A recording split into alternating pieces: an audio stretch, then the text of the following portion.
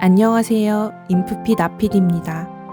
저는 팟빵이라는 플랫폼에서 오디오 프로그램을 제작하는 PD로 5년 동안 근무를 했고 지금은 퇴사를 하고 백수가 되었습니다. 혹시 일이 사라졌습니다라는 프로그램을 들어보신 적 있으신가요?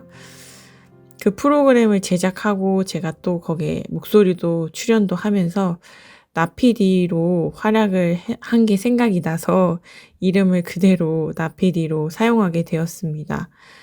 제가 오디오 콘텐츠 만드는 일 진짜 좋아했음에도 불구하고 이제 그만두게 된 이유는 간단 명료하게 말씀드리면 이유 중 하나가 인프피라서 그렇습니다. 인프피로서 제가 회사 생활을 잘 하면서 살아가기가 정말 쉽지가 않더라고요. 이거에 대해서 잘 모르시는 분들이 있을까 봐 INFP를 조금 설명드리면, 이 INFP는 외향적이기보다는 내향적이고, 또 경험보다는 직관적으로 사고를 하고, 논리나 분석보다는 감정에 기반해서 판단을 하고, 또 뭔가 매사에 계획하고 판단하기보다는 상황에 따라서 자율적이고 또 유연하게 개방적으로 사고하는 것을 좋아하는 사람들입니다. 그러니까 이제 규율, 규칙, 이성, 논리 이런 것들에 의해서 움직일 수밖에 없는 회사와는 정반대에 있는 성향을 가지고 있어서 굉장히 조직 생활이 힘들 수밖에 없는 거거든요. 물론 조직 생활은 모두가 힘들다는 것도 잘 알고 있습니다.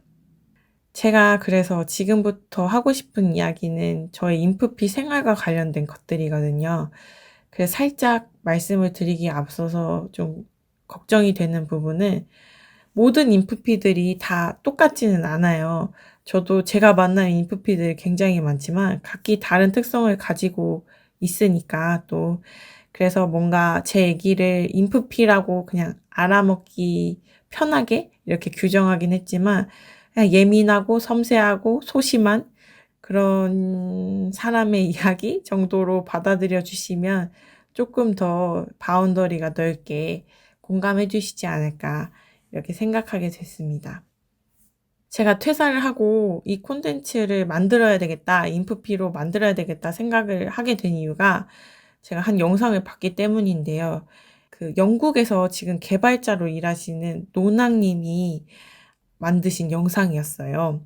그분도 인프피인데 인프피에게 맞는 직업 추천이라는 제목으로 영상을 올려 놓으셨더라고요.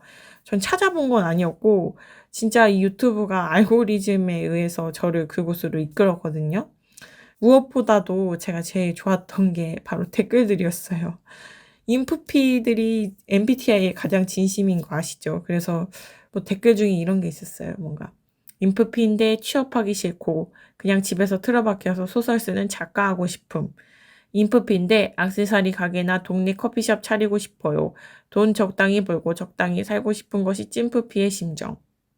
와, 저 진짜 이 댓글들 보면서 진짜 소름 돋는 거예요. 저도 동네에 맨날 김밥집 지나다니면서 저런 작은 가게 하나 하면서 살면 속은 참 편할 텐데 뭐 이런 생각을 되게 많이 했었거든요. 그래서 이 인프피 분들이 이 영상을 보고 여기 오니까 너무 좋다. 여기 인프피들만 있어서 되게 따뜻하다. 전국에 인프피 연합 이런 게 있으면 좋겠다.' 막 이런 저랑 똑같은 느낌을 받은 거예요. 저도 이 영상을 보고 이 댓글들을 보고 '아 맞다. 나처럼 뭔가 이렇게 되게 힘들게 사는 사람들이 진짜 나만 있는 건 아니구나.' 굉장히 큰 위로가 되더라고요. 그래서 제가 진짜 이 노낭 님의 이 영상을 보고 이분한테 완전 빠져들었거든요. 왠지 모르게 그런 동지애 이런 게 생기더라고요. 그래서 그분 영상 막 올라오는지 안 올라오는지 또 막 찾아보고 그랬어요. 그러면 그냥 내가 '나는 이런 인프피로서 삶이 힘들어요. 이래서 사회생활이 힘들어요. 이런 모먼트를 가지고 있어요. 이런 거를 내가 공유해야 되겠다. 그러면은 비슷하게 힘든 분들이 좀 위로가 되지 않을까?' 그런 생각을 좀 하게 되었던 것 같아요. 그래서 제가 이 프로그램이라고 하면 너무 거창하지만 일단 이 프로그램에서 해 보고 싶은 이야기를 이제 두 가지 구성으로 짰는데요.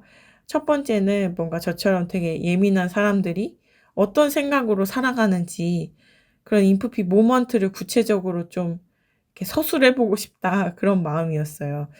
항상 뭔가 "아 너는 뭐가 그렇게 생각이 많아. 넌 뭐가 그렇게 복잡해. 뭐가 그렇게 항상 표정이 꽁해 있어." 이런 말을 진짜 많이 들었거든요. 그럴 때마다 뭔가 속상하고 억울한 거예요.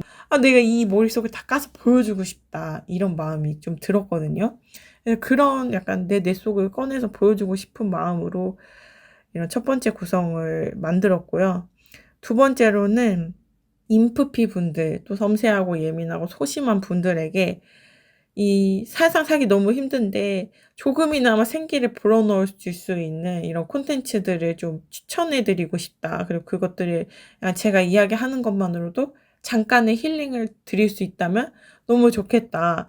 이런 마음이 들었어요. 제가 제일 많이 하는 게 사실 그거거든요. 뭐 에세이집 찾아보는 거 굉장히 좋아하고 또 막 동화책 이런 거 보는 것도 너무 요즘에 즐겁더라고요. 뭔가 세상과는 척박한 세상과 대비되어서 그럼에도 불구하고 '우리 이렇게 따뜻한 세상을 좀 잘 살고 있다.' 이런 그런 이야기들이 되게 와 닿았고 또 뭐 명상 또 뭐 현존하는 기술 최근 제가 읽은 책들은 그런 책들인데 그런 모든 것들을 좀 공유해 드리면 '활력이 되지 않을까?' 이런 마음으로 구성을 또 짜 보게 되었습니다.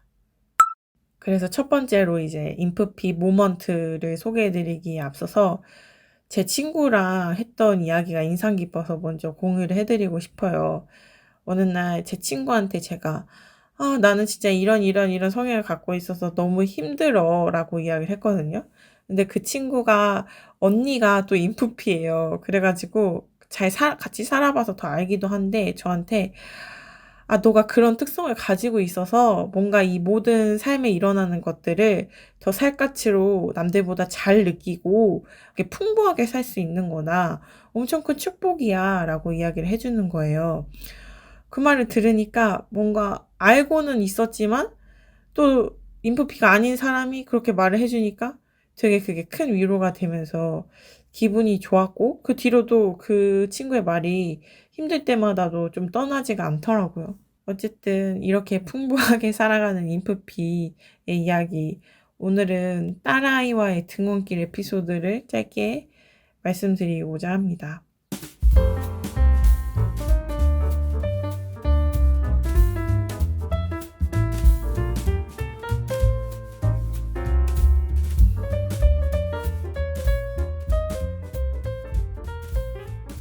저는 작년 3 월에 출산을 해 가지고 지금 1 살짜리 딸을 키우고 있는데 복직을 했으니까 그때부터 어린이집에 보내게 됐어요.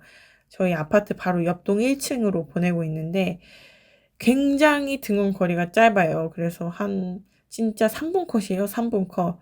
근데 저는 그 준비하는 시간이 너무 길더라고요, 그 등원 준비를 하는 시간이. 일단은 뭐 다른 철저한 엄마들이었다면 전날 밤에 준비를 하고 뭐 반찬도 좀 만들어다 주고 이렇게 할 텐데 저는 모든 걸 아침에 하는 그런 피 아닙니까?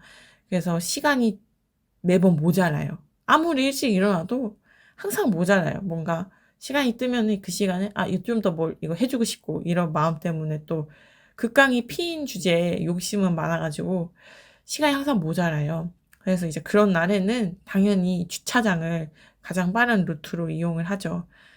근데 저희 아기가 굉장히 모든 것에 호기심이 많은 타입이에요. 진짜 호기심이 많아서 1 층으로 내려가서 이제 아기를 밖으로 데리고 나가면 끝도 없이 그 시간이 길어지는 거예요. 놀이터도 가야 되고 풀잎도 만져봐야 되고 남이 하는 얘기 다 들어야 되고 트럭도 따라가 봐야 되고 이러니까 그렇게 갈 수가 없거든요. 근데 오늘 같은 경우는 정말 이상하게도 아기도 잘 도와주고 저도 빨리 끝내 가지고 10분 일찍 그게 끝낸 거예요. 그래서 1층 버튼을 아주 과감하게 눌렀죠. 그러면서 이제 뭘 했냐면 아파트 화단을 탐색을 했거든요. 그냥 노란 민들레꽃이 막 피어 있어요. 그래서 막 '아 이게 몇 개일까? 1 개, 2 개, 3개.' 막 이러면서 12 개까지 세 보기도 했고 또 딸아이를 이렇게 손에 안고 이름이 뭔지는 모르는데 그 나무에 새순들이 막 이렇게 돋는 것도 관찰을 하게 됐어요. 진짜 많은 새순들이 막 솟아나 있는데 '진짜 봄이다.' 이런 생각이 들더라고요. 또 뭐가 있었냐면 화단에 이렇게 항상 제가 지나갈 때마다 가장 많이 보이는 보라색 꽃이 있었거든요. 그게 좀 궁금했었는데 마침 이제 여유가 되니까 그때 딱 검색을 했어요. 그래서 보니까 미국 제비꽃이더라고요. 그래서 그것도 좀 알게 되고 또 뭔가 감성이 이제 젖어 있으니까 "자 아기야 하늘 좀 봐 봐. 하늘이 파랗고 이쁘지 않니?" 이렇게 막 가리키고 애기는 따라서 이렇게 저 쳐다보고 그 순간이 정말 찐프피의 그런 모먼트였다고 볼 수 있을 것 같아요. 애기도 저 따라 보는데 되게 기분이 좋았거든요. 그러면서 뭔가 애기한테도 더 감사하게 되는 거예요. 내가 아무리 이게 인프피이긴 하지만 바쁜 인프피이기 때문에 늘 늦고 지각하는 인프피이기 때문에 이런 모먼트들을 느낄 수가 없었는데 이렇게 여유로움 속에서 내 성향을 발휘해 봐.' 약간 이런 느낌으로 아기가 저한테 기회를 준 느낌이었습니다. 그리고 또 이렇게 이런 시간을 겪다 보니까 원래는 엄마로서 뭔가 내가 되게 부족하고 항상 규칙과 규범 뭔가 딱딱 맞춰서 아기를 이렇게 케어해 주는 엄마가 더 좋다고 저도 모르게 생각을 하고 있었는데 이렇게 뭔가 감수성 풍부한 엄마도 나쁘지 않구나 처음으로 느껴보게 되어서 좀 기뻤던 하루였던 것 같아요. 그래서 이런 제 인프피의 감성을 이런 제 시선을 아이랑 자주 공유하고 아이가 세상을 쪼끔 더 풍부하게 누릴 수 있도록 도움을 주는 엄마가 되어야 되겠다. 이런 생각을 하게 되었습니다. 여기에 이제 추가적으로 또 제가 인프피 엄마로서 어떤 가진 교육에 대한 철학? 개똥 철학이긴 하지만 이런 철학을 또 추가로 좀 말씀드리자면은 저는 진짜 아이가 원하는 것이 안전에 이상이 없지 않은 이상 최대한 많이 해 보라고 해요. 저는 근데 아마도 저 같은 성향이신 분들이 다 그럴 거예요. 뭔가 "하지 마."라는 말을 정말 싫어하고 잔소리를 진짜 싫어하잖아요. 그니까 아기가 뭔가를 하겠다고 했을 때 강압적으로 "안 돼. 하면 안 돼." 이러면서 이렇게 어떨 때는 그러니까 몸통을 끌고 가야 될 때도 막 있잖아요. 그런 순간이 저는 가장 스트레스를 받더라고요.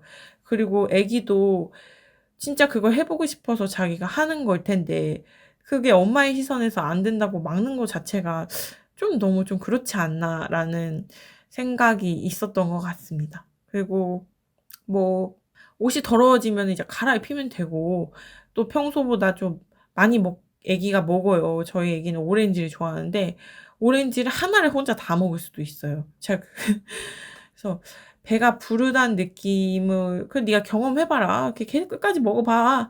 이렇게 해 보기도 하고 또 콧물 닦기 같은 것도 애기들이 싫어하잖아요. 그러면은 좀 흘리게 뒀다가 나중에 이제 컨디션 괜찮아지면 닦고 또 애기가 약을 뭐 안 먹는다고 땡깡을 막 부리면은 막 굳이 잡아서 먹이는 게 정말 싫더라고요. 그냥 "쪼끔 더 천천히 나아라." 좀 여유 아닌 여유를 부리는 엄마인 것 같아요. 근데 저는 이런 제 성향이 크게 나쁘지 않은 것 같아요. 제가 생각했을 때의 그런 엄마의 모습이 그냥 제가 지금 하고 있는 이 방식과 좀 결이 비슷해서 만족스럽게 엄마의 생활도 하고 있는 것 같습니다. 그러면 이번에는 다음 주제에 제가 인프피 분들에게 추천해 주고 싶은 책으로 다시 돌아오도록 할게요.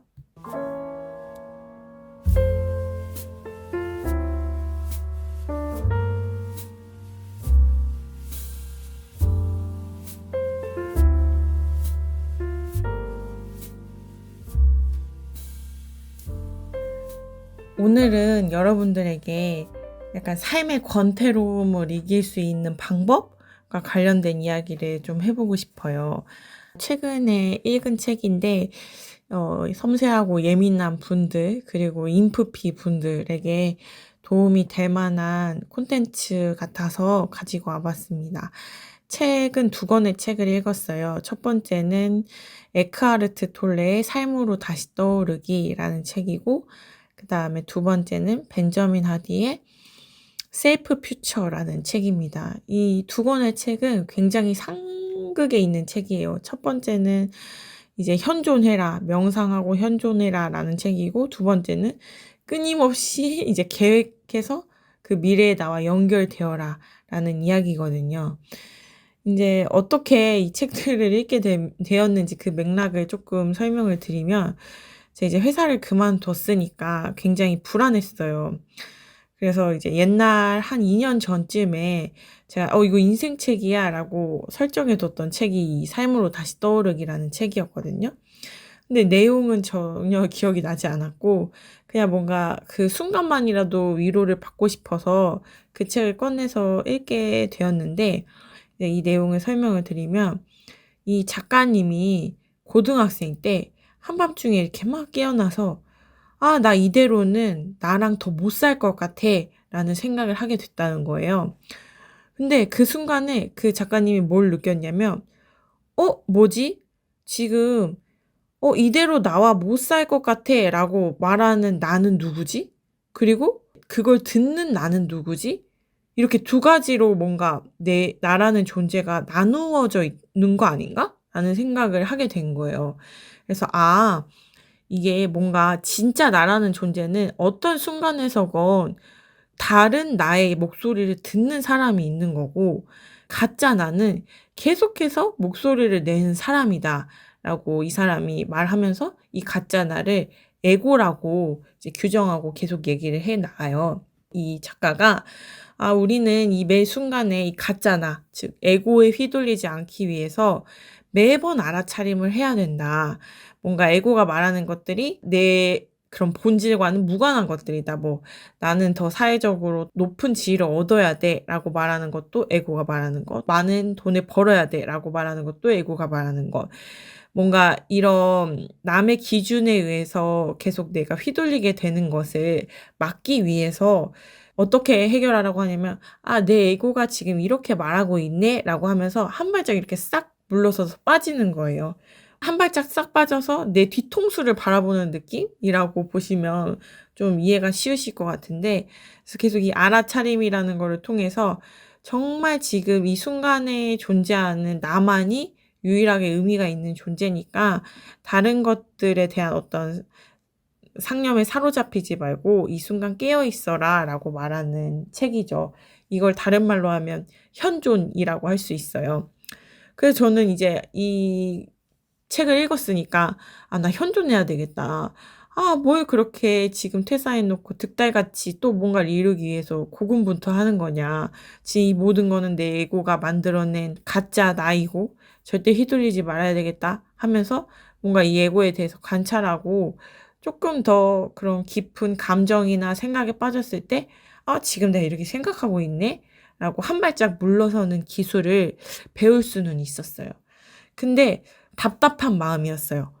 왜냐면 저는 어쨌든 간에 자아 실현도 하고 싶고, 또 이 사회에서 살아남기 위해서 엄마로서도 돈도 벌어야 되기도 하고, 이게 뭐 남의 욕구와 남이 세워 놓은 욕구와 무관하게 내가 돈을 벌어야 되는 건 확실하고, 돈을 벌 거면 또 많이 벌고 싶은 건 사람의 욕심인데, 이거를 다 에고에 의해서 만들어진 것이라고 부정 아닌 부정을 하게 되면은 '나는 뭔 생각을 하고 살아가야 되는 거지?' 라는 생각을 하게 된 거예요. 그러니까 '나는 어떤 목적 의식을 갖고 살아가야 되는 거지? 현실적으로 이걸 어떻게 적용하고 살아가야 될지 좀 모르겠는 거예요. '계획을 세우면 안 되는 건가?' 막 이런 생각들? 근데 이 다음 책을 제가 이 셀프 퓨처라는 책을 읽게 되면서 힌트를 얻게 된 거예요. 어떻게 현존을 해야 되는지. 현존하는 방법이 사실은 목표라는 미래에 있더라고요. 이게 무슨 말인지는 이제 차차 설명을 드릴게요. 이 셀프 퓨처라는 책은 조직 심리학자인 이 벤자민 하디라는 분이 쓰신 책이에요. 저는 이 책을 스터디언 그런 유튜브를 보다가 어떻게 해서 마침 이제 막 퇴사 위기에 놓여 있고 막 이래서 혹해서 구입을 했던 것 같아요. 근데 내용을 정말 제가 정독해서 잘 읽어 봤는데 사실 정말 간단해요. 5 년이나 10년 후의 나의 미래를 마치 그림 그리는 것처럼 아주 구체적으로 계획을 하는 거예요. 나는 어디 살고 있고, 나는 뭐 어떤 상황이고, 난 어떻게 돈을 벌고 있고, 난 어떤 성격을 지금 가지고 있고, 난 어떤 환경인지 이러면서 지금 나처럼 또 하나의 살아있는 사람을 만들어서 그 사람과 최대한 긴밀하게 연결되면 자연스럽게 그 목표를 그대로 이룰 수 있을 거다. 이런 내용이거든요. 여기서 포인트는 뭐냐면 그 미래의 나를 이렇게 설계할 때 보통은 사람들이 지금 내 능력을 가지고 만약에 지금 내가 한 500만 원을 벌고 있는 사람인데 이 5년 후에 내가 100억을 버는 사람이라고 그런 목표를 세우진 않을 거 아니에요. 근데 이 작가는 그렇게 하라고 해요. 왜냐하면 지금 나의 능력으로 미래를 설계하는 게 아니니까. 당신이 10년 전의 모습과 지금의 모습이 완전히 달라진 것처럼 당신 5년 후의 모습, 10년 후의 모습은 너무나 다른 또 능력을 가지고 있을 거기 때문에 당신이 상상한 것보다 더 과감하게 이 목표를 세워라 라고 말하는 게 이 책의 어떤 포인트이기도 했습니다. 많은 사람들이 들었을 때는 또 다른 비슷한 맥락의 자기계발서 이야기가 아닌가 그냥 이렇게 생각할 수도 있다고 생각했거든요. 근데 이 책에서 저는 목표를 이룰 수 있다라는 그런 거창한 것보다 사실 더 크게 얻은 교훈이 바로 이 목표라는 게 현존하는 최고의 기술이구나라는 걸 깨달은 거예요. 이렇게 뭔가 삶이 되게 앞날이 망망대해 같잖아요. 어떻게 펼쳐질지 모르잖아요. 근데 이 목표라는 약간 부표 같은 거를 설정해 두니까 이게 주변을 이렇게 감정을 해찰하지 않고 꽤나 심플한 삶을 살 수 있다는 거를 제가 이 책을 읽고 직접 경험하게 된 거예요. 5년 후에 나를 세우고 나니까. 그러니까 마치 약간 이런 느낌이었어요. 저는 뭐 마감 같은 게 정해졌던 경우가 많거든요. 대학교 때도 뭐 과제 같은 거 다 마감이 있잖아요.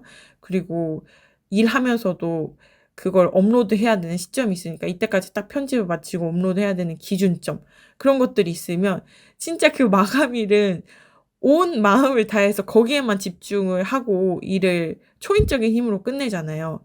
그런데 사실상 그날이 가장 정신적으로 건강한 거 아시죠? 왜냐면 감정적으로 그냥 나는 이 목표만 이루어야 된다는 그 생각만 하면서 집중을 하니까 뭐 감정적으로 휘둘릴 일이 없거든요. 제가 5년 후에 목표를 세운 것 중에 하나가 좀 창피하긴 하지만 이제 거창하게 공유를 드릴게요. 저는 베스트셀러 작가가 되는 거를 이제 목표로 삼았는데 그런 저의 미래를 그렸죠. 생각보다 제가 하루에 집중해서 쓸 수 있는 시간이 많지 않다는 거를 어느 순간 느끼게 된 거예요. 이 목표를 세우니까. 그래서 이게 너무 짧고 좀 소중한 거예요. 그러면서 맨날 카톡도 잘 들어가고 또 뭐 인스타그램도 들어가서 애들 스토리도 보고 막 이랬는데 '이 시간을 쓰면 안 되겠다.' 이런 생각이 어느 순간 들면서 이게 확 줄어든 거예요, 그 시간 자체가. 그리고 또 저녁에는 남편이 이제 집에 돌아오면은 그냥 그 남편의 그런 어떤 리듬에 맞춰서 그냥 같이 유튜브 보고 그렇게 저녁 시간을 계속 생각 없이 보내고 있었는데 이걸 하고 나니까 그 시간을 제가 뭔가 사부작 그래도 컴퓨터로 막 두들겨 보기도 하고 브런치에 글도 쓰고 막 이런 거 보니까 너무 신기하더라고요. 그래서 이게 목표를 진짜 세우기만 했는데 이걸 이루는다는 그런 어떤 그냥 지점을 내가 정신적으로 박아 두니까 '이게 저절로 머리가 그렇게 되는 건가?' 뭔가 너무 신기했다. 그리고 이게 이루어지든 이루어지지 않든 지금 이게 어떻게 보면 나의 현재에 가장 집중할 수 있는 현존의 방법이 아닌가 하고 느꼈던 것 같아요. 그리고 또 더 좋은 점이 하나 더 있어요. 뭐냐면 저를 쪼끔이나마 더 좀 있는 그대로 받아들이고 재촉하지 않게 되더라고요. 왜냐면 5년 전의 나, 10년 전의 나 그때보다 지금이 훨씬 더 상상하지도 못할 만큼 나아졌기 때문에 '아 지금 나도 여기서 더 나아질 일만 남았으니까 너 지금 성실하게 잘하고 있으니까.' 하면서 스스로를 약간 위로를 해 주게 되더라고요. 그러면서 나를 있는 그대로 또 인정하니까 내가 가진 것들도 감사하게 되는 능력이 생긴 것 같아요.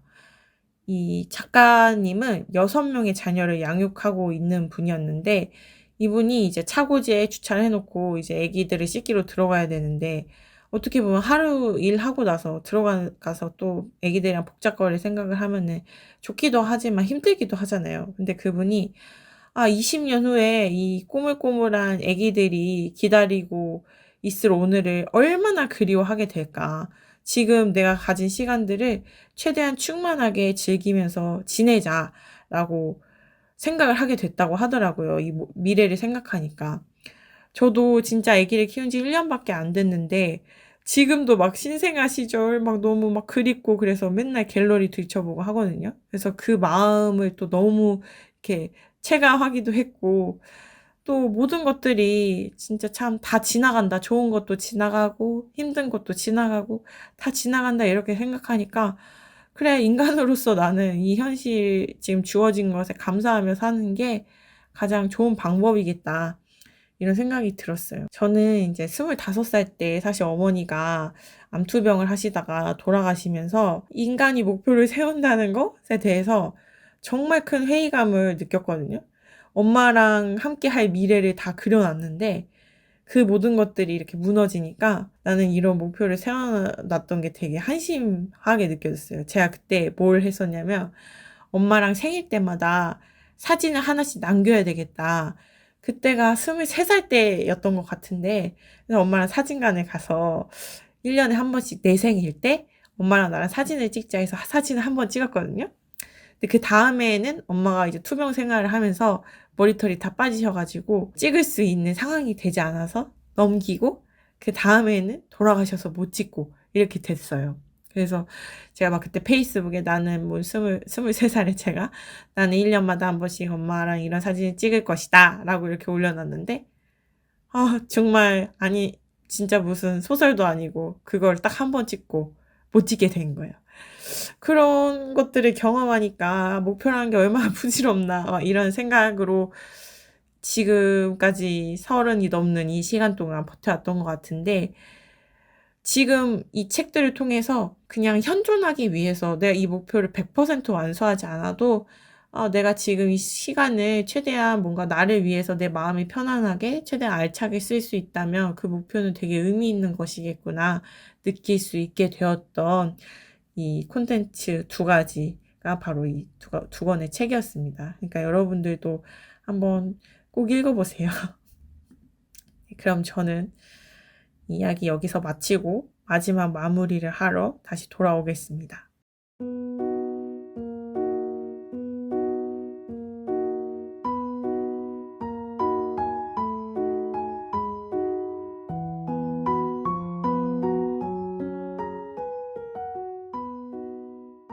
제가 문득 이제 마지막 끝마치려고 하다가 갑자기 여러분들이랑 공유하고 싶은 얘기가 생각이 나가지고 이야기를 드리고 싶어요. 이것도 인프피 모먼트인지 궁금해가지고 여러분 눈물의 왕 요즘 보시죠? 저는 진짜 없는 그런 조미료가 없잖아요. 모든 조미료가 다 어떻게 보면은 들어가 있는 웰메이드 드라마인 것 같거든요. 그래서 깊이 안 본다. 나는 이런 드라마 안 봐. 이렇게 하면서 생각했는데 남편이 이거에 굉장히 과몰입을 해가지고 어떻게 하다 같이 보게 된 거예요. 근데 제가 너무 빠졌어요. 제일 빠진 포인트가 뭐냐면 둘의 사랑이 너무너무 아련하고 좋은 거예요. 그리고 노래도 너무 막 진짜 과몰입하기에 최상으로 만들어진 것 같고. 그래서 저는 드라마를 볼 때 뭔가 내가 먼저 죽거나 남편이 먼저 죽게 되는 그 순간을 항상 상상하면서 괜히 그 순간만큼은 남편이 아련해지고 그래요. 그래서 그거를 꼭 같이 그 감정을 느끼고 싶어 갖고 같이 그거를 보는 걸 좋아해요. 그 시간, 그 본방사수를. 뭔가 또 그걸 보고 나면은 남편이 조금 남편한테 설레고 좀 생긴 것도 더 잘생겨 보이고 그 잠깐 동안은 그러더라고요. 뭐 남편한테 그걸 말하진 않지만 속으로만 그렇게 생각을 하죠.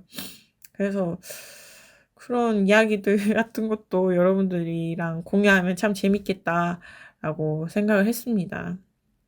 최근에 이제 제 동생이 MBTI가 진짜 저랑 모든 게 다 달라요. ESFJ, F는 똑같다. ESFJ인데 걔는 진짜 사회생활에 최적화된 그런 성격이거든요.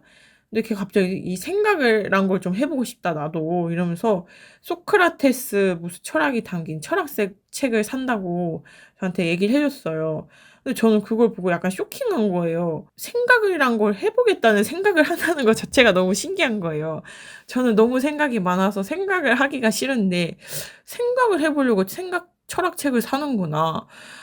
그래서 내가 이렇게 생각이 많은 게 진짜 다른 포인트가 분명히 존재하고 어떤 회로로 내가 생각을 하는지 그런 것들을 풀어보면은 좀 재밌겠다 이런 마음도 들었네요. 그래서 그냥 인프피가 앞으로도 왜 살기가 힘든지 어떤 생각과 생각 회로를 가지고 사는지 보여주고 저와 같은 분들에게 공감과 위로를 전해주는 그런 이야기들을 이곳에 담아보도록 하겠습니다. 다음번에는 약간 동화나 애니메이션 이런 것들을 소개해보고 싶은 마음이 있어요. 최근에 아이 때문에 구름빵을 보게 됐는데 너무 재밌는 거예요. 그래서 다음번에 그걸 소개를 하든지 해보겠습니다. 그럼 오늘 이야기는 여기서 마무리 지을게요. 들어주셔서 정말 감사합니다.